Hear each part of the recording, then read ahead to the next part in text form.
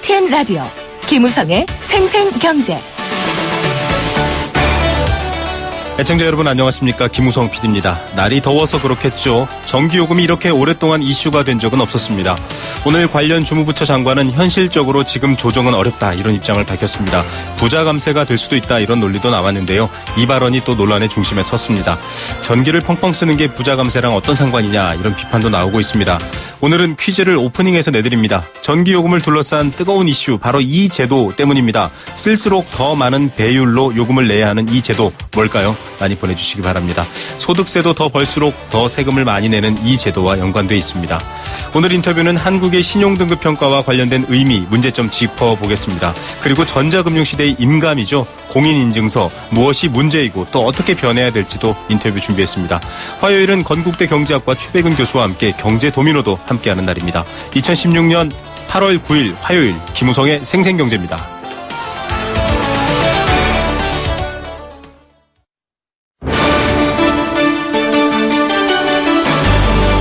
YTN 라디오 김우성의 생생경제.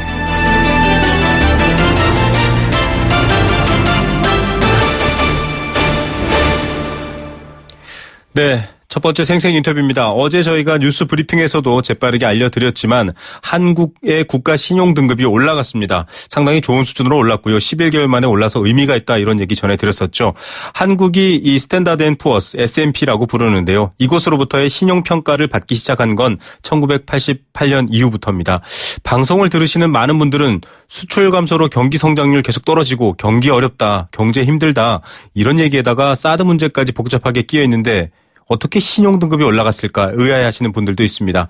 국가 신용등급 향상의 배경과 그 의미 전문가 모시고 한번 얘기 들어보겠습니다. 한양대 경영학부 이상빈 교수 전화로 연결해 보겠습니다. 교수님 안녕하십니까? 네, 안녕하십니까? 네, 흔히 S&P 이렇게 부르는데요. 스탠다드 앤 푸어스로부터 우리가 신용평가를 받고 있습니다. 우리 국가가. 네. 이 평가가 가진 의미 어떤 걸까요? 그러니까 우리가 이제 국제신용평가사라고 이제 부르잖아요. 네. 우리가 이제 기업이나 이제 우리 국가가 국제금융시장에서 이제 채권을 발행해가지고 자본을 조달하는데 이때 이제 그 채권을 사는 투자자들이 관심을 갖는 것이 내가 투자한 돈을 과연 돌려받을 수 있을까? 네. 다시 말하면 그 이제 신용위험이라고 그러잖아요. 네네. 그런 신용위험을 우리가 이제 어떤 숫자로 아니면 이렇게 그 문자로 우리가 대학교 학점 주는 식으로 A 학점, B 학점 이런 식으로요. 그런 그 국가의 그 신용 등급 다시 말하면 채무 상환 능력을 표시해주는 그런 기관이 이제 스탠다드 푸어인데요. 네. 그런데 이제 이렇게 이제 평가를 이제 높은 평가를 받으면 우리가 이제 예상할 때는 이제 채권 발행 이자율이 낮아진다. 네. 이렇게 이제 생각할 수가 있겠습니다. 예. 지금 말씀해 주신 것처럼 일종의 개인들 요즘 신용등급 가지고 많이 고민되는 상황이지 않습니까? 경제가 네네. 어려져서. 그런 것과 이제 비슷하다라고 이해가 되는데, 네. AA 등급, 이 AA 등급이 1988년 이 평가를 받기 시작한 이후 처음으로 받은 높은 등급이라고 하더라고요. 네네네. 여러 나라들, 영국 같은 나라들도 소개가 되곤 했었는데, 이 네. AA 등급을 어느 정도 수준으로 저희가 이해하면 될까요? 그러니까 가장 이제 높은 등급이 이제 트리플 A. 네. A가 3개 있는 거고요. 네. 그 다음에 내려오면 이제 더블 B가 있는데요. 네. 더블 A가, 이제 A가 2개 있는 거. 네. A가 2개 있는 것은 또 3개로 나눕니다. 우리가 더블 A 플러스, 네. 더블 A 제로, 또는 더블 A 마이너스. 네. 우리 학점에도 그런 게 있잖아요. 플러스하고 마이너스 예. 식으로. 그래서 제일 높은 데가 이제 트리플 A, 그 다음에 이제 더블 A가 이제 세 가지 단계가 있는데요. 총 합해가지고 이제 21단계가 있습니다. 네. 그러니까 우리가 지금 받은 것이, 우리가 지금 위에서 세 번째. 더블 A지 않습니까? 네네. 더블 A 같으면은, 그것이 이제 위에서부터 쳐가지고 세 번째. 네. 그러니까 이제 제일 높은 것은 트리플 A지만, 그 다음 이제 내려와가지고 세 번째니까, 이제 상당히 높은 등급이라고 볼 수 있습니다. 예. 자, 교수님께서도 이 학교에서 학생들 가르치다 보면 A를 주는 학생은 당연히 그만한 의미가 있어서 또 장기적인 미래를 보고 평가를 해주신 걸 텐데, 네. 자, 우리 정부 역시 이 국제적인 신용평가사로부터 이 점수를 받을 때, 자, 신용등급 향상이 되면 좋은 점이 있어야 되지 않겠습니까? 그래서 시장 안정에 기여하고 또 공기업 등의 신용등급 상승으로 이어지면 네. 해외 차입 같은 이런 것들도 좋아진다 이렇게 얘기를 했거든요. 네, 신용등급이 올라가면 좋아지는 점들 어느 부분들이 있을까요? 그러니까 지금 방금 이제 우리 말씀하신 마찬가지로 이제 우리가 채권을 발행했을 때 그 신용 등급이 높으면 높을수록 이자율이 낮아지는 거니까 네네. 그 이자율이 낮아진 면도 있고 그다음에 이제 우리가 흔히 이제 이야기할 때 그 일반 기업체에서도 이제 채권을 발행할 때 그 채권의 발행은 그 개별 기업의 신용 등급도 있지만 그 외에 이제 국가 전체 신용 등급도 영향을 미치는 거거든요. 네네. 그래서 요번에 국가 신용 등급이 올라갔으니까 국채 발행 이자율도 내려갈 뿐만 아니라 또는 공기업 또는 일반 사기업이 발행하는 그 채권의 그 이자율도 낮아진다고 볼 수가 있습니다. 네. 자, 이 개인의 신용등급이랑 참 비슷한 면이 많다라는 생각으로 좀 쉽게 이해하시면 좋을 것 같은데, 지난해 12월에는 무디스나 또 S&P의 무디스가 S&P AA에 해당하는 A-A2로 한국의 신용등급을 한 계단 올린 바가 있습니다. 그렇습니다. 그런데 지금은 한국이 사드 배치에 대한 후폭풍도 거셉니다. 이 중국의 보이지 않는 보복도 지금 가시화됐다는 얘기도 나오고 있고요. 네. 또 여러 가지 이 불황형 흑자도 굉장히 오래 이어지고 있는 데다가 어려움이 많거든요. 네. 또 그런 과정인데도 지금 S&P까지 신용등급을 상향 조정했습니다. 언뜻 이 배경을 이렇게 쉽게 이해하기는 어렵습니다. 이게 왜 이렇게 나오는 걸까요, 조은성 그러니까 PD? 이제 우리가 한번 쉽게 이렇게 한번 생각을 해볼까요? 네. 우리가 이제 그 기업이 있는데요. 네. 기업이 그 돈을 버는 모델을 이제 비즈니스 모델이라고 그러거든요. 네. 그럼 비즈니스 모델은 변변치 않아요. 네. 그런데 그 기업이 그 전국 각지 여지에 부동산을 많이 보유하고 있습니다. 아. 그러니까 그 기업은 그 부채를 상환할 능력은 충분히 있지만 그 앞으로의 그 뭐 희망은 없다고. 왜냐하면 변변치 않은 그 비즈니스 모델을 갖고 있으니까. 네네. 뭐 이게 극단적인 예입니다. 우리나라 그렇다는 건 아니고요. 비교를 와닿습니다. 이 비율을 들자면 그러니까 그래서 제가 지금 드리는 말씀은 그 경기 상황하고 네. 경제 상황하고 네. 그다음에 그 신용 등급하고는 뭐 같이 가는 면도 있지만 네. 제가 방금 예를 들다시피 아주 그 반대로 갈 수도 있거든요. 네네. 그래서 흔히 좀 자꾸 정부가 이 신용 등급이 올라가는 것을 우리나라 경제가 좋아진다. 네. 이렇게 이제 그 선전을 하고 있는데 물론 그런 면도 있는데요. 조금 그걸 다르게 봐야 될 것 같아요. 지금 방금 제가 말씀드린 마찬가지로 네. 이거는 부채 상환 능력이다. 네. 그래서 왜 우리나라의 부채 상환 능력이 올라갔느냐? 네. 그걸 이제 따져보면 그 국가의 부채 상환 능력은 두 가지 요인이 있거든요. 하나는 이제 재정 건전성, 네. 또 하나는 해외 건전성. 그 우리나라에 사실은 그 재정은 건전하잖아요. 네. 그 정부 빚은 뭐 GDP의 한 40% 정도 된다 그러고. 네네. 그래서 이제 재정은 건전하고 더군다나 원래는 또 세수가 초과되지 않습니까? 네. 그래서 이제 세금을 또 많이 걷어가지고 세수가 초과되니까 그만큼 재정 수지가 좋아지는 것이고. 네. 그다음에 또 우리 해외 부분으로 보면은 무역 수지가 좋아지지 않습니까 지금? 예, 불황형이긴 그렇죠. 합니다만. 왜냐하면 네. 수출도 줄지만 수출보다도 더 많은 수입이 주니까. 네네. 그래서 무역 수지가 좋아지고. 네. 그 말은 이제 우리가 이제 외화 보유가 많다는 이야기고요. 네. 그러다 보니까 그 경제 상황하고 관계없이 부채 상환 능력은 높아진다 이렇게 평가할 수가 있습니다. 예, 지금 교수님께서 이 사업은 시원찮은데 부동산이 많아서 빚질 일은 없다 지금 이렇게 설명해 주셨는데 아주 와닿는 말이었던 것 같고요. 지금 교수님 설명을 들어보면 네. 이 국가 신용 등급 지금 평가받은 물론 성적이 오르고 좋은 일입니다만 이게 어떤 미래에 대한 얘기가 아니라 이제까지 과거에 대한 얘기로 들리거든요. 지금껏 빚을 잘 갚았고 빚 갚을 자산 혹은 재정적인 건전성이 있으니까 좋다 이런 평가지. 경제가 좋아지거나 한국 경기가 계속 발전할 거다 이런 것에 대한 평가는 아니다 이렇게 이해하면 될까요? 뭐 그렇게 이해하는 것이 저는 맞는다고 봐요. 아, 예. 네. 알겠습니다. 자, 이 빚 갚을 능력이 좋아졌다와 경기가 좋아졌다 이런 건 좀 다르게 봐야 되고 또 불황형 흑자긴 하지만 어쨌든 그 수치상으로 볼 때는 좋다라고 얘기하고 있고 이런 부분들 지금 얘기를 나눠봤는데요. 네. 참 지금 스탠다드 앤 푸어스에서 대외 건전성이 개선됐다 이렇게 얘기를 하고 있지만 좀 이 GDP가 감소하고 있거나 이런 성장에 대한 부분들을 보면 조금 이해가 안 되는 부분도 있습니다. 또 재정 건전성 학자에 따라서는 지금 한국 정부의 재정 건전성 위험하다 이렇게 평가하시는 분들도 있거든요. 이 평가가 좀 상반되는 부분이 이해하기가 어려운데요. 어떻게 하면 좋을까요? 근데 이제 우리 재정 건전성이 앞으로 이제 우리가 이제 복지로 이제 돈을 많이 나갈 거니까 네. 이제 앞으로 이제 재정 건전성이 나빠질 것이다 이렇게 이야기를 하는데요. 네. 단지 올해의 경우만 보더라도 원래도 추경을 하지 않습니까? 네. 추경을 하려면 보통 이제 국채를 발행해야 되는데 네. 원래는 세수가 많이 거치기 때문에 그래서 세금이 많이 들어오기 때문에 그래서 추경을 하는 거기 때문에 재정 건전성이 없거든요. 네. 그리고 또 작년만 보더라도 또 우리가 세금이 또 많이 걷어가지고 세수 잉여금이 또 남아 있습니다. 네. 거기서 쓰다 남은 돈이죠, 그러니까. 네네. 그 돈이 남아 있어가지고 그 돈을 가지고 우리나라 이제 국채를 상환하는 데 쓸 수도 있고, 그래서 지금 입장에서는 우리나라 재정이 뭐 향후에 이제 나빠질 것이다 이렇게 말하는 것은 제가 어느 정도 수긍을 하겠습니다만은 지금 현 입장을 나쁘다고 볼 수는 없어요, 지금. 네. 자, 우리가 순채권국 전환됐다 이런 뉴스까지 얼마 전에 들었던 것처럼 당장 그렇게 어떤 위기 상황에 대한 전망과 또 실제로의 위기를 단순 비교할 수는 없는 상황인데 이 국가 신용 등급 상승이 오히려 부작용이 있다 이런 우려는 어떻게 보십니까? 과거에도 신용 평가사들이 외환위기 직전에도 그렇고요. 또 2008년 글로벌 금융위기 때도 그렇고요. 자칫하면 신용 등급을 올려서 좀 좋은 환경인 것처럼 보이지만 그 뒤로 오히려 치고 빠진다고 할까요? 이런 좀 어려움을 겪은 적이 있었거든요. 그렇죠. 우리가 1997년도 외환위기 그때 이제 사정을 이제 우리가 이해할 수가 있는데요. 네네. 그때 이제 한 달 전까지만 하더라도 한국의 신용 등급이 AA-까지 상승했거든요. 네. 그러니까 이제 상승하니까 저 나라는 돈을 잘 갚는다. 네. 그러니까 외국의 자본이 많이 밀려오지 않겠습니까? 네. 외국의 자본이 많이 밀려오면 우리나라 원화가 고평가되고, 네. 원화가 고평가되면 수출에 지장을 받겠죠. 네. 그래서 그런 요인 때문에 우리가 위기가 발생했다.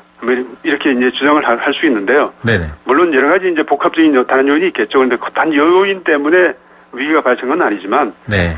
흔히 우리가 이제 뒷북 평가라고 이야기합니다. 네네. 우리나라도 그런 경우가 우리나라 국내에 있는 신용평가사도 그런 경우가 있잖아요. 네. 그래서 이것을 이제 장래를 전망해가지고 평가하는 것이 아니라, 네. 현재만 평가하기 때문에, 그것이 이제 미래에 어떻게 될 것인가에 대해서는 그런 평가는 아닌데, 우리가 흔히 이제 그런 좋은 평가를 받으면, 앞으로 좋아질 것이다. 이렇게 좀 방심하는 그런 네. 틈을 타서 위기가 발생할 가능성도 있다. 이제 그런 면에서는 저는 이 신용평가사의 신용 등급이 올라가는 것에 대해서는, 네. 비관할 필요는 없지만, 네. 그렇다고 너무 좋아할 필요는 없다. 예. 그저 빚 갚을 능력이 좀 좋아졌구나.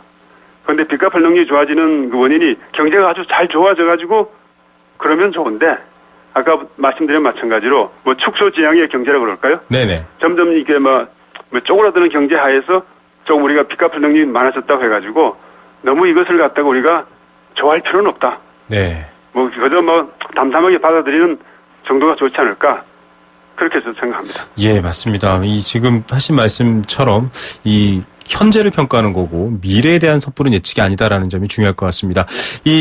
마지막 질문 하나 드리겠습니다. 이 스탠다드 푸어스뿐만 아니라 여러 곳에서도 얘기하는 게 지정학적 리스크, 즉 한국의 이 분단 상황과 군사 긴장을 꼽고 있습니다. 이번에도 하향 조정되거나 문제가 있다라고 하면 이런 부분이다라고 얘기를 했거든요. 네. 어떻게 좀 관리를 할 수 있을까요, 우리가? 우리가 지정학적 리스크는 우리가 어쩔 수 없는 리스크 아니겠습니까? 네네.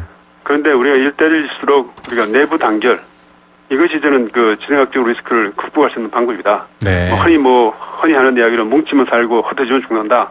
그런 이야기를 있다시피 우리가 지정학적 리스크에 대해서는 너무 그렇게 우리가 민감할 필요도 없지만 또 너무 거기에 또 겁낼 필요도 없다. 그저 우리가 지금 경제가 당면한 게 여러 가지 있지 않습니까? 양극화 문제도 있고, 가계부채 문제도 있고, 저출자 문제도 있고. 그런데 우리가 신경을 쓰면서 우리는 경제를 발전시키면 신용 등급은 잔이 높아지게 돼 있고 따라서 경제도 좋아지지 않을까. 네. 그런 생각을 하고 있습니다. 예, 지정학적 위기 자체에 또 이 표현이 좀 그렇습니다만 말려 들어가기보다는 당면한 경제 현안들을 좀 잘 관리하는 게 더 필요하겠다. 이런 얘기로 저희가 이해하겠습니다. 오늘 말씀 잘 들었습니다, 교수님. 네, 감사합니다. 네, 한양대학교 경영학부 이상빈 교수였습니다. 네, 생생경제 일부 포스코와 함께했습니다. 오늘 퀴즈는 오프닝에서 드렸습니다. 전기요금 제도 중에 하나 저희가 비판해달라고 했고요. 정답 보내주시면 될 것 같습니다. 알칼리수로 건강해지는 내 몸 A수 알칼리 생수 한 박스 드리고요. 여행 스케치의 콘서트 티켓 한 주에 한 분 드리고 있습니다. 도심 속 꿈의 놀이터 일산 원마운트 워터파크 이용권도 드리고 있습니다. 단문 50원, 장문 100원 정보 이용료 부과되는 샵 0945번 문자로 보내시면 됩니다. 잠시 후에 뵙겠습니다. YTN 라디오 캠페인 물 없는 한라산, 물 없는 제주 바다를 상상할 수 있나요? 제주의 아름다운 자연과 풍경은 깨끗하고 건강한 물이 있기에 가능합니다. 제주를 아름답게 만들어주는 건강한 물은 우리의 몸과 마음도 아름답게 만들어줍니다. 건강한 몸과 마음을 지키는 일, 아름다운 물을 사랑하고 지키는 일에서부터 시작됩니다. YTN 라디오 아름다운 물 캠페인은 광동제약과 제주특별자치도 개발공사와 함께합니다.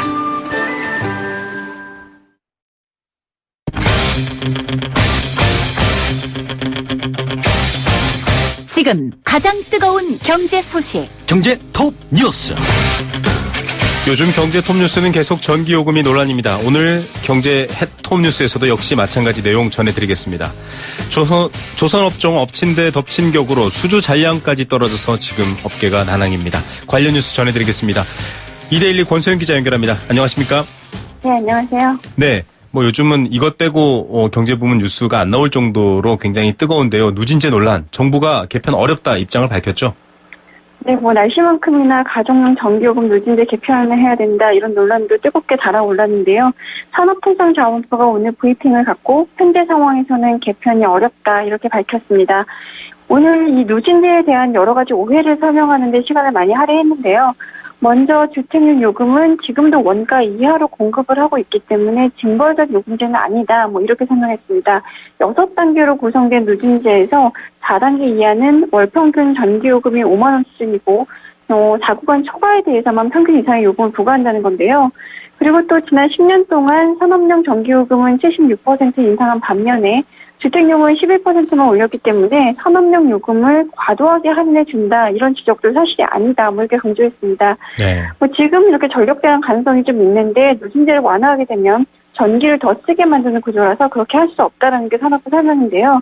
현행 6단계인 누진제를 축소할 경우에 전기를 적게 쓰는 사람에게서 요금을 더 많이 걷어서 전력 소비가 많은 사람의 요금을 깎아주는 셈이기 때문에 어찌 보면 부자 감세다 이렇게도 주장을 했습니다. 네네. 그래서 결론적으로는 지금의 누진제를 유지하겠다 이런 내용이었던 겁니다. 예, 역시 세금은 아니지만 세금처럼 이 상대적인 박탈감 이런 것들이 커서 좀 반발이 많았는데 이제 문 열고 냉방하는 가게들 또 단속한다고 나섰다죠? 네, 목요일부터 에어컨을 틀어놓은 채로 문을 열고 영업하는 업장에 대해서 단속에 나서는데요. 문을 열고 냉방 영업을 하다가 적발이 되면 처음에는 경고 조치를 받게 되고요. 그 뒤로 한 번 더 걸리면 50만 원, 두 번째 걸리면 100만 원 이런 식으로 해서 벌금이 계속 늘어나서 4번 이상 걸리면 300만 원의 과태료를 내야 됩니다. 사실 지난해에도 사업부가 단속을 했었는데 올해에는 문 열고 냉방 영업하는 걸 좀 자제해달라 이런 절정 캠페인 정도에서 그쳤었거든요. 그런데 어제 최고 전력 수요가 역대 최대치를 기록하고 전력 예비율이 한 자릿수로 떨어지니까 결국 단속에 나선 겁니다. 예.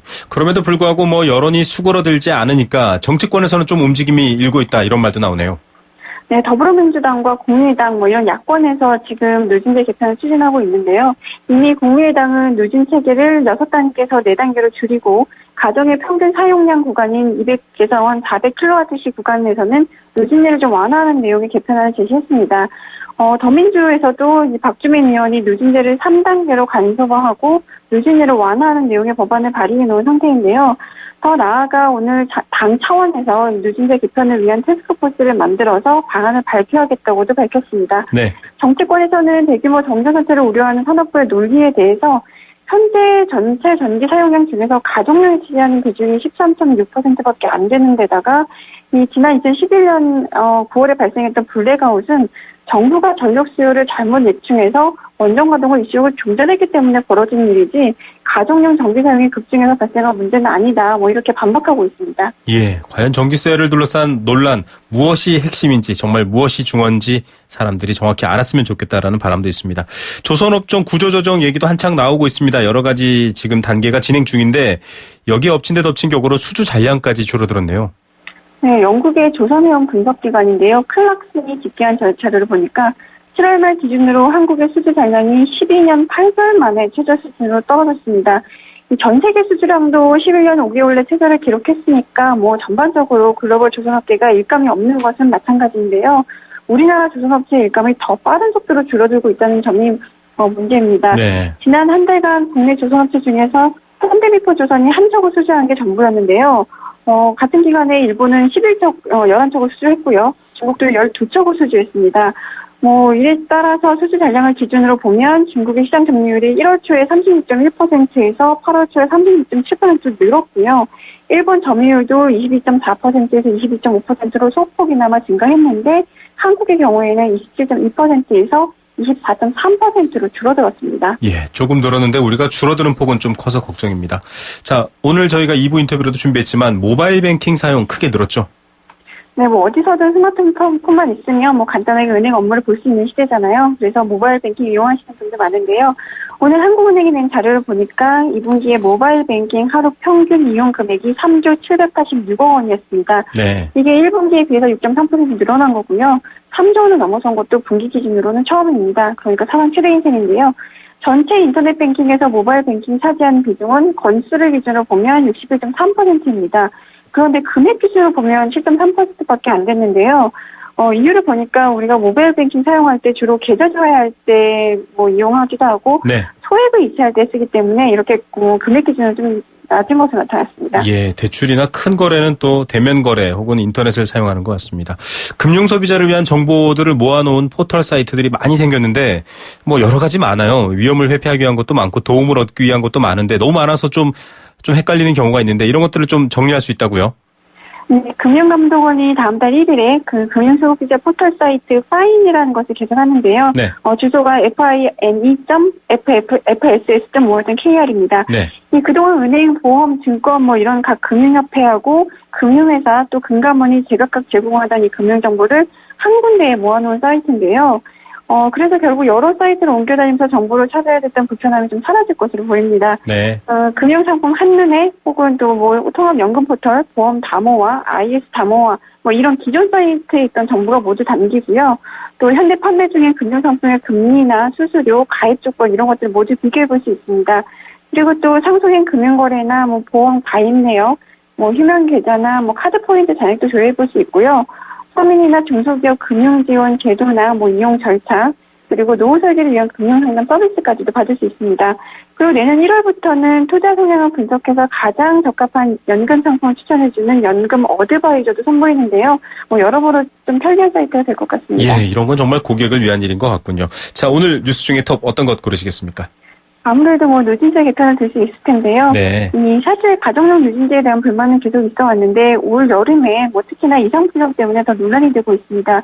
뭐 이러다가 사실 더위가 한번 꺾이면 뭐 다시 잠잠해질 것 같긴 한데 일단 뭐 에너지 전략도 중요하지만 누진세가 처음 도입된 이 43년 전과는 상황이 많이 바뀌었으니까 네. 한참 논쟁으로 그칠 게 아니라 근본적인 해결책이나 절충안을 좀 찾아봐야 될 것 같습니다. 예, 경제도 기업에서 개별 소비 경제로 강조되고 있는 만큼 이 전기도 좀 같은 틀로 고민해 보면 좋겠습니다. 오늘 뉴스 감사드립니다. 네, 고맙습니다. 네, 2대1 권소영 기자였습니다.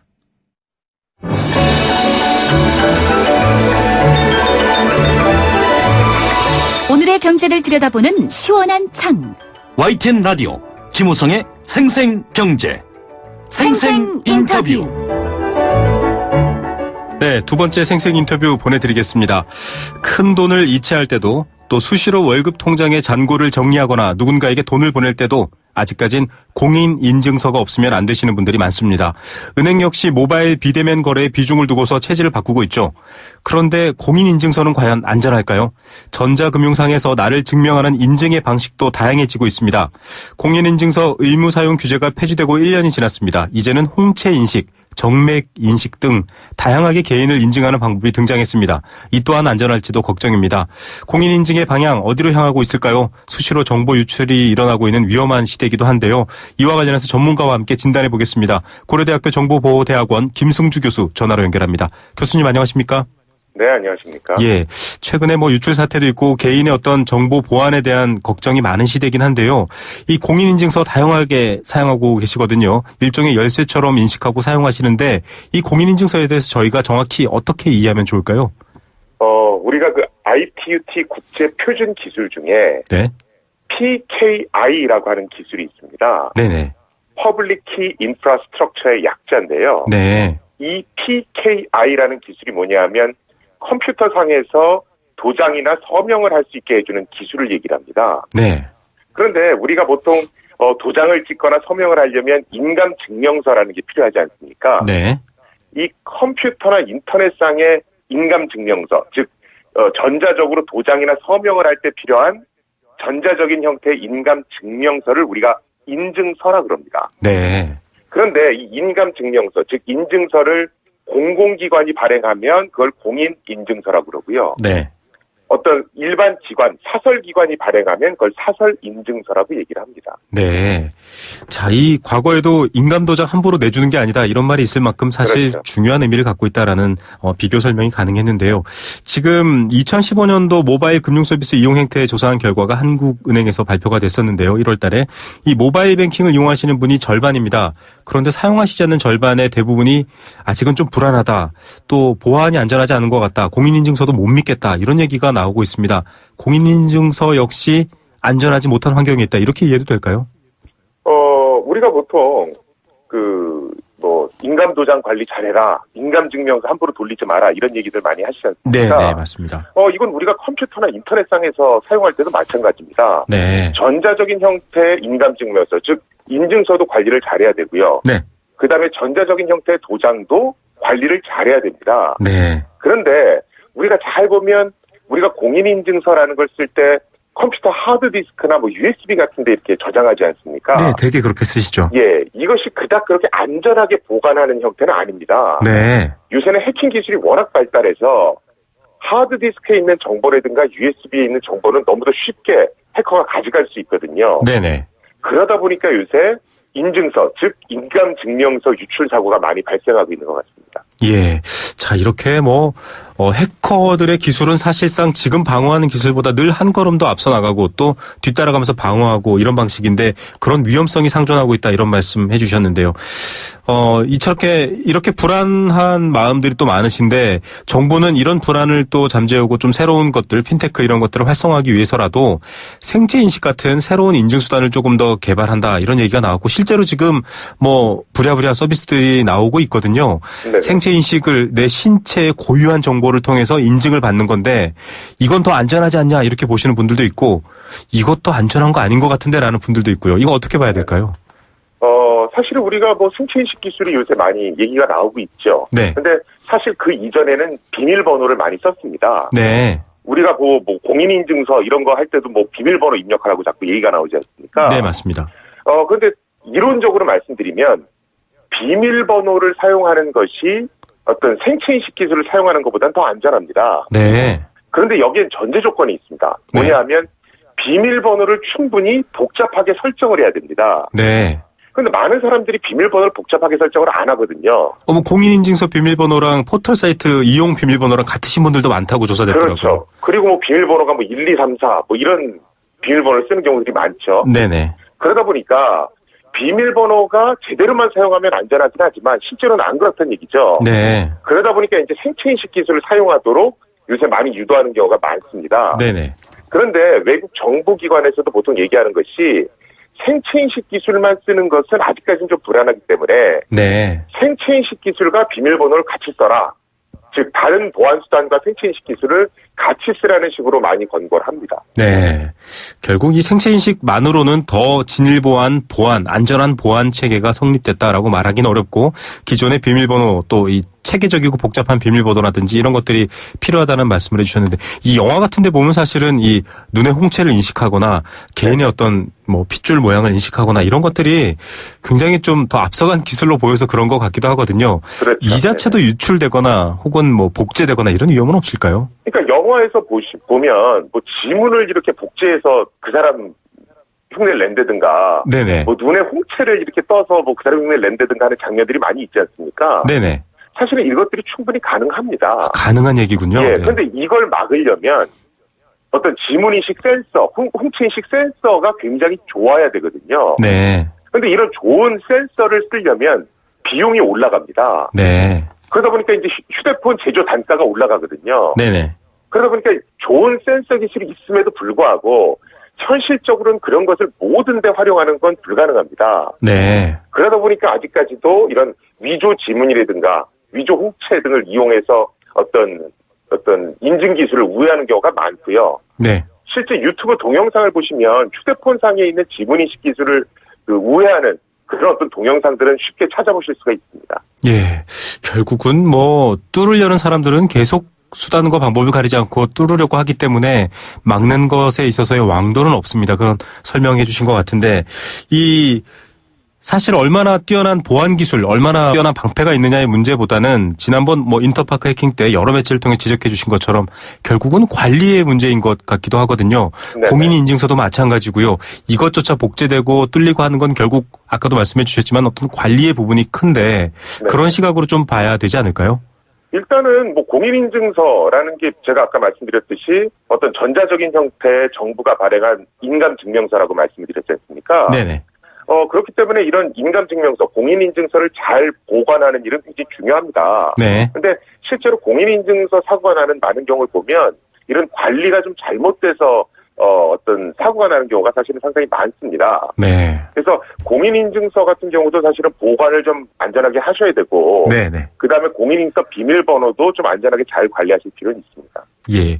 이 공인인증서를 쓰는 게 여러 번 번거롭기 때문에 아마 좀 더 간편하게 하겠다 이래서 생체 기술이 지금 좀 각광받거나 네네. 주목받는 걸로 알고 있거든요. 그런데 네. 간단함의 문제가 아니라 안전함의 문제가 해결되지 않으면 이것도 소용이 없는 부분이겠네요. 그렇죠. 네. 실제로 보시면 제가 아까 공인인증서라는 것이 이제 PKI라고 하는 국제 표준 기술을 쓰고 있다고 말씀을 드렸지 않습니까? 네네. 근데 우리가 많이 알고 있는 애플페이도 네. 이 PKI라는 기술을 사용합니다. 아, 네. 예, 근데 잘 보시면 우리가 애플페이 쓸 때는 불편하다는 얘기가 안 나오거든요. 좀 더 간소화됐다는 느낌도 있고요. 그렇죠. 근데 네. 공인인증서 쓸 때만 불편하다는 얘기가 나온단 말이죠. 예, 맞습니다. 이게 왜 그러냐면 우리나라의 그 전자금융 감독 규정이라는 게 있었습니다. 네네. 이 전자금융 감독 규정에서 금융거래에는 무조건 공인인증서를 써라 이런 식으로 못을 박아놨거든요. 네. 그러다 보니까 이 업체들이 어차피 사용자들이 써야 될 거 편리하게 쓰는 부분을 좀 연구하려는 노력을 좀 게을리했습니다. 네. 그러다 보니까 편리성이 굉장히 떨어진 거죠. 네. 그래서 다른 애플페이라든가 이런 것보다는 현재 공인인증서가 굉장히 쓰기 불편한 그런 어떤 형태로 돼 있고요. 네. 이런 부분들은 조금 개선이 돼야 될 것 같습니다. 예, 편의성, 기술 발전에 따른 편의성은 외면할 수 없는 부분인 건 사실인 것 같습니다. 그런데 지금 이 관련된 인터뷰를 준비하면서 주변에서 많은 분들이 이런 얘기를 합니다. 내가 내 집 열고 들어가는데 자물쇠 풀고 비밀번호 누르고 지문 인식하고 너무 복잡해졌다. 근데 이렇게까지 복잡해졌기 때문에 오히려 도둑이 들면 집주인한테 다 책임을 묻는 거 아니냐. 네네. 이렇게까지 네네. 자물쇠가 많았는데 당신이 털리고 뭐 했냐. 이런 얘기도 나올 수 있다. 곧 네네. 소비자에게 피해를 전가하는 경우가 오히려 더 많아지지 않냐. 이런 걱정도 있거든요. 네네네. 어떻게 이게 지금 미국과 우리나라를 비교했을 때 가장 차이가 나는 부분이 바로 그 부분입니다. 네. 우리나라 그 전자금융거래법 9조 2항과 3항을 보면 네.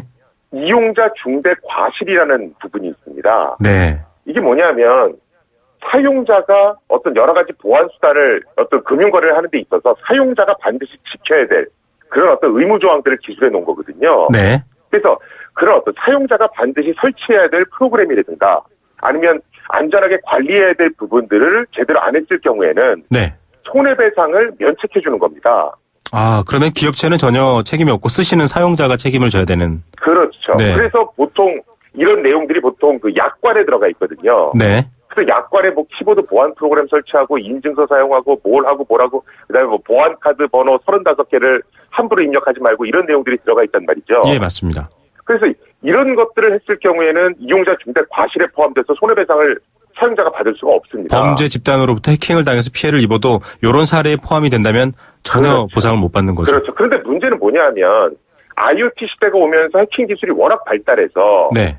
사용자가 이것을 해킹이라는 걸 인지하기가 너무 어려워졌거든요. 네네. 그래서 미국은 어떻게 하고 있냐면 미국에서는 제로 라이어빌리티 프로텍션이라는 조항이 있습니다. 네. 이건 뭐냐면 사용자가 의도적으로 자기 비밀번호를 알려주거나 의도적으로 해를 끼치려고 한 게 아니라면 네. 무조건 사용자를 보호해줘야 된다는 겁니다. 아, 결국 그래서- 소비자 우선이군요. 네. 그렇죠. 그래서 그게 해킹에 의한 사고든 뭐든 간에 사용자 고의만 아니라면 네. 사용자가 최대한 책임을 지는 건 $50까지만 책임을 지도록 하는 겁니다. 한 5만 원 좀 넘게밖에 책임을 안 지는 거네요. 그렇죠. 네. 그래서 우리나라도 지금 전자금융거래법 9조에 있는 이 이용자 중대과실 항목을 네. 좀 어떤 이런 이용자는 약자니까 이런 네. 이용자를 보다 더 보호해주는 형태로 바뀔 그런 어떤 필요가 있습니다. 예, 뭐 정말로 기준이 다른데요. 최근에는 이 개인 정보를 통해서 위조 신분증을 발행한 다음에 핸드폰을 만들어서 이 핸드폰으로는 문자까지도 낚아채서 사기당하는 줄 모르는 경우가 있었거든요. 이 궁금한 부분이 이렇게 보안 체계가 많아지면 앞서 말씀하신 사용자 중대 과실 부분이 더 강화되는 것 아니냐 이런 걱정 때문에 그렇거든요.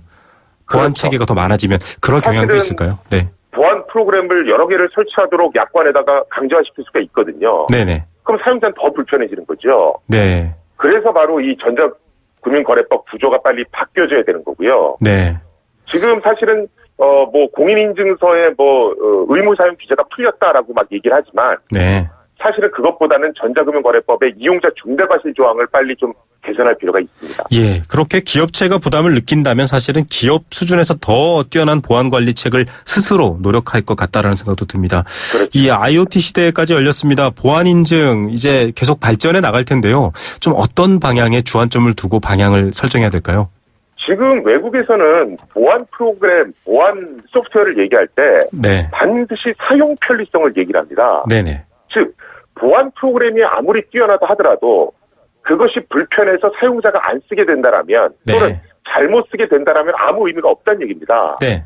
그래서 사용 편리성을 아주 극대화시키는 그런 방향으로 기업들이 연구를 많이 하고 있고요. 네. 우리도 IoT 시대에 이렇게 실제로 보안 프로그램이 아무리 많더라도 사용자가 인지를 하지 못하고 자연스럽게 쓸 수 있는 그런 환경으로 바뀌어야 될 것 같습니다.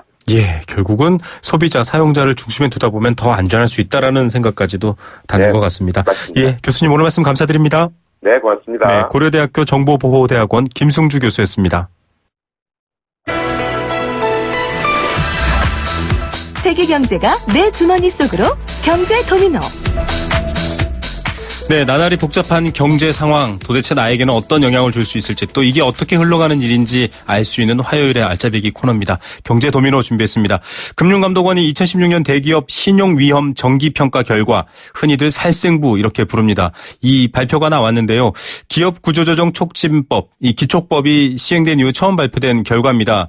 그런데 이 평가 대상 중에서 조선 빅3가 빠져서 논란이 일고 있습니다. 나름의 논리는 있다라고 설명을 하고 있는데 이게 과연 어떻게 된 일일까요? 또 우리 기업들 중에 위험한 기업들 상태 어떨까요? 이 문제 한번 짚어보겠습니다. 건국대 경제학과 최백은 교수 전화로 연결하겠습니다. 교수님 안녕하십니까? 네, 안녕하세요. 네.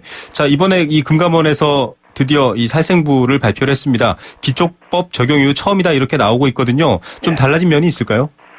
예, 먼저 청취자들을 위해 가지고요. 네. 기업 구조조정은 되게 커다랗게 두 가지의 방향에서 진행되고 있습니다. 네. 하나는 이제 사전적으로 구조조정하는 방식이고요. 네. 문제가 발생하기 전에요.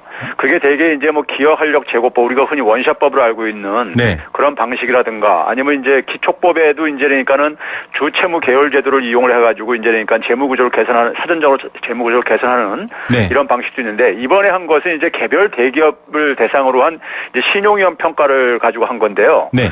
이것은 이제 그러니까 기본적으로 이제 우리가 흔히 일반인 사람들이 알고 있는 워크아웃이라든가 법정관리 기업들을 대상 기업들을 골라내는 거예요. 네, 그렇죠. 그런 점에서 이제 이건 사후적인 이제 구조조정 방식입니다. 네. 그런 방식인데 지금까지는 그러니까 신규 기촉법이 이제 그러니까 적용되기 전까지는 대개가 이제 보게 되면은 3년 연속해가지고요. 네. 이제 영업 활동을 통해 가지고 이제 현금 확보가 이제 그러니까 마이너스가 지속되거나 네. 아니면 2년 연속 그러니까 이자 보상 배율 흔히 말해서 이제 돈을 벌어 가지고 이자도 못 갚는 이제 그러니까 이런 기업들이요. 네. 이게 이자 보상 배율이 1.0 미만인 기업이라든가 혹은 자산 건전성이 이제 그러니까 우리가 5등급으로 되게 분류하는데 5단계로 분류하는데 요주의 이하 두 번째 등급 이하 이제 등급인 경우라든가 급격하게 이제 신용도가 악화되는 기업들이 주로 이제 기준이었었는데요. 네. 올해부터 바뀐 기촉법에서는 이제 완전 자본 잠식이 된 기업이라든가 그다음에 취약업종 이런 기업들도 추가가 됐고요. 네. 그다음에 이제 상장사 같은 경우들은 이제 2년 연속 매출이 20% 이상 감소하거나 전기 대비 50% 이상 감소된 경우도 포함을 시켰습니다. 네. 자, 이렇게 지금 교수님께서 아주 명료하게 설명해 주셨는데, 흔히 말해서 A, B, C, D 중에 C, D 등급이 이제 이런, 워크아웃이나 법정 관리 같은 것들에 해당될 텐데, 지금 32개가 선정이 됐습니다. 전년 대비는 3개가 줄었거든요. 네. 이게 좀 줄었다면 좋다, 이렇게 평가할 수 있는 건가요? 이게 사실 아무 의미가 없는 게요. 네. 이번에 이제 이게 정기 평가 결과잖아요. 네네. 지난해부터 그러니까 두 차례를 하고 있습니다. 네. 이제 그러니까 여름에 이제 한 차례 하는 게 이게 정기 평가고요. 연말에 가게 되면 이제 수시 평가라고 또 하고 있습니다. 네. 근데 이제 우리가 그 정기 평가 한 번만 했었던 2014년도에 34개의 기업이 이제 구조조정 대상이었었고요. 네. 정기 평가 기준으로 지난해 35개, 올해 이제 32개인데요. 지난해 이제 연말에 수시 평가를 한 19개가 또 선정됐었어요. 네. 그렇기 때문에 이제 올해 연말에 이제 두고 봐야 될 것이고요. 그다음에 이제 더 중요한 것은요. 이번에 이제 논란이 되고 있는 대우조선해양이 B등급을 받았단 말이에요. 그렇죠. 그러니까 사실상 이제 많은 전문가들은 엄격한 기준을 하게 되면 D등급 받아야 될 대상인데 네.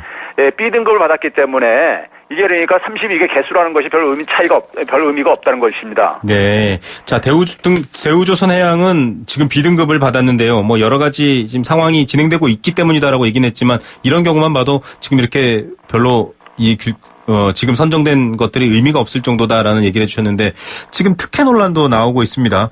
이 대우조선해 같은 경우 한국거래소가 상장 폐지 여부도 결정해야 될 상황인데 B등급이다. 이게 언뜻 이해가 안 되거든요. 맞습니다. 저는 이 대우조선해양을 그러니까 B등급으로 준 거는요. 한마디로 코미디라고 생각하는데요. 네. 금감원이 스스로 정한 그러니까 구조조정 대상기업 선정 기준이라는 게 있습니다. 네. 아까 앞에 잠깐 소개했는데요. 그걸 스스로 부정한 거죠. 네. 대우조선은 3년째 이제 그러니까 소위 이자 보상 배율, 영업이익으로 대출 이자도 못 갚는 좀비 기업입니다. 흔히 말해가지고요. 네. 그다음에 부채 비율은 뭐 7,300%가 넘을 정도고 자금 흐름이 그러니까 지금 악화되고 있고 그다음에 이제 유동성도 악화될 가능성을 배제할 수 없는 상황이거든요. 네. 그다음에 이제 시중 대다수 은행들이 이미 그러니까 요주의 상태로 낮춘 상태예요. 그러니까요. 네. 연등급을요. 그런 점에서 그러니까는 금감원이 스스로 설정한 기준조차도 그러니까 부정을 하면서 이걸 그러니까 채권은행단들한테 책임을 넘기면 채권은행들이 이렇게 선정을 했다 이렇게 하는데 네. 그건 제가 볼 때 말이 안 되는 얘기고요. 정부가 이제 이게 이 대우조선해양의 주채권은행은 산업은행이잖아요. 그러니까 산업은행은 그렇죠. 기본적으로 이제 국책은행이고요, 국유은행이고요. 그런 점에서 이것은 그러니까는 저는 STX 조선해양과 무슨 차이가 있는가 대우조선해양이 네. 결국 이제 밑빠진 독에 물 붓기식으로 지원하다가 결국 이제 그러니까 만약에 법정 관리로 가게 되면은 그때 가서 뭐라고 얘기를 할 것인지 전 참 의아스럽습니다. 예, 지금 뭐 교수님이 지적해 주신 부분에 대해서 다들 조금 궁금해하고 있는 부분입니다. 신용위험 평가가 채권은행들의 개별 평가로 진행되고 있기 때문에 채권은행인 산업은행이 대우조선해양의 뭐 어떤 자구 노력이라든가 여러 가지 수주 상황들을 고려해서 이렇게 평가했을 경우에는 할 말이 없는 거다라고 얘기하는데 이렇게 되면 사실 이건 객관적 평가가 어렵다라고 좀 못을 박을 수 있지 않을까요? 자, 우리가 이제 이 주채권은행 중심으로 이제 구조조정하는 것이요. 기본적으로 이제 우리가 한계가 있다는 얘기를 많이를 해요. 네네. 왜 그러냐면요. 자신이 그러니까는 주 채무 고객 기업들이 네. 만약에 이제 법정 관리로 갈 경우에는요. 네. 그 채무가 동결돼 버립니다. 네. 채무가 동결돼 버리게 되면 이제 그러니까는 결국 그래가지고 극단적으로 청산으로 가게 되면은 네. 그 주채권은행이 손실을 부담할 수밖에 없는 거예요. 그러니까요. 네. 그 돈 빌려준 거 띄게 되는 거니까요. 네. 그래서 이제 대우조선해양이 이제 구체적으로 실적이 악화된단 말이에요. 그럼 네. 대출 여신을 해소가 불가능해지죠. 네. 그러면 채권은행은 충당금을 적립하게 돼 있어요. 네. 근데 충당금이 커지면 커질수록 은행이 이건 감소하게 되죠. 네. 그래서 자본이 그러니까 줄어들게 됩니다. 네네. 그러면 그동안 지난번에도 자본 확충을 해서 자본을 새로 추가로 투입했는데 또 투입해야 되는 결과가 나오게 되죠. 네. 지금 뭐냐면 채권은행한테 맡길 경우에는 이게 이해상충의 문제가 존재하기 때문에 객관적으로 평가하는 것이 기본적으로 어렵습니다. 네. 그렇기 때문에 국유은행이 채권은행일 경우에는 더군다나 엄격하게 정부가 그러니까는 사실은 엄격한 기준을 가지고 정치적인 입김을 배제하는 어떤 장치가 좀 필요한 거죠. 예. 자, 이 대손 충당금을 마련하는 것에서도 시중은행과 또 주채권은행인 산업은행 간의 갈등 저희가 쭉 얘기해드리고 있는데요. 이 평가에 대해서도 조금 더 날카로운 시선으로 지켜봐야 될 것 같습니다. 교수님 오늘 얘기는 여기까지 듣겠습니다. 다음에 또 연결하겠습니다. 네, 감사합니다. 네, 건국대학교 경제학과 최백은 교수였습니다. 한강 조망은 비싸다. 모르시는 말씀. 고층 한강 조망권에 전세대 테라스 하우스, 5베이 혁신 설계까지. 기회는 지금입니다.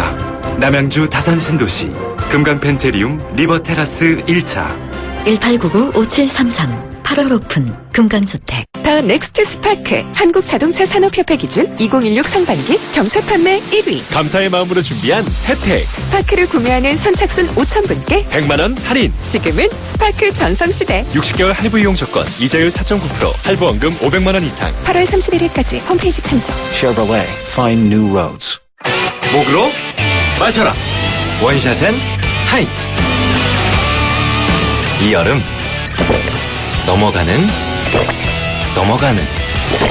넘어가는 맛이 좋다. 목으로 맞춰라. 원샷엔 하이트. 잇몸이요. 괜찮다가 피곤하면 또 들뜨고. 그래서 전 인사돌 플러스 시작했어요. 염증에 좋은 생약성분을 더해서 차이가 느껴지는 거죠. 너무 편해졌어요. 홍은희 씨도 잇몸이 좋아졌습니다. 붓고 시리고 피날 때 인사돌 플러스. 인사돌 플러스. 어쩜 이렇게 좋아지죠? 편안해진 잇몸의 차이를 느껴보세요.